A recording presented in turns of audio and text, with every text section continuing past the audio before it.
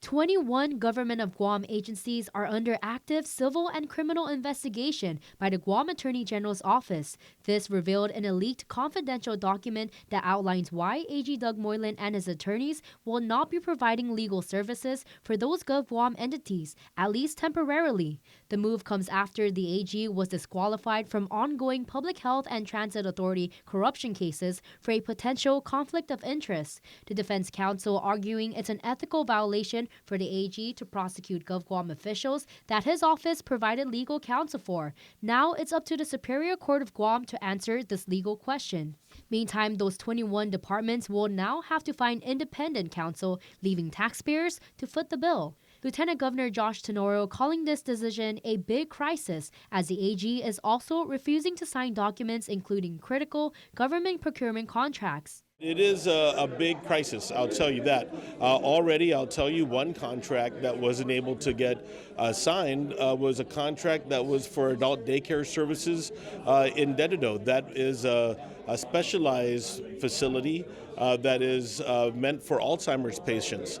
Adelup adding critical government services are stalled and tens of millions of federal grant dollars are at risk. As we go forward, the procurements and the guidance for the Guma Mina Asi, for the foster home, for contracts throughout the government that are service providing, or to just try and get adequate things, movement in power production and water systems.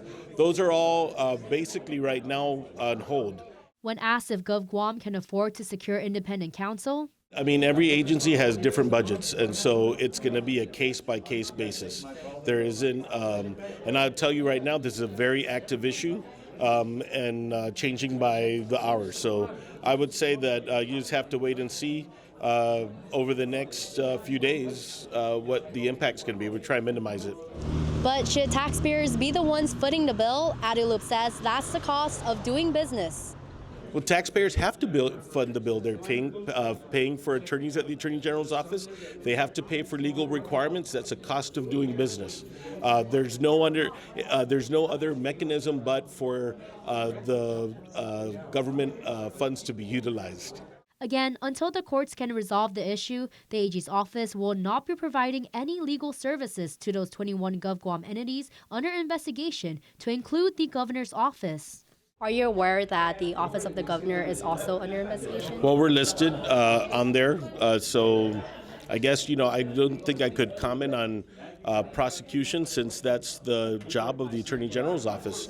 But I understand that letters were given to all government agencies. So, yeah, that's prosecution is under the Attorney General. That's his prerogative and that's his discretion. Adelup says the AG is abandoning his, quote, organic act responsibility to serve as attorney for the government of Guam and the taxpayers it serves in lieu of prosecuting government officials, noting every AG has upheld this mandate, quote, without drama besides this one.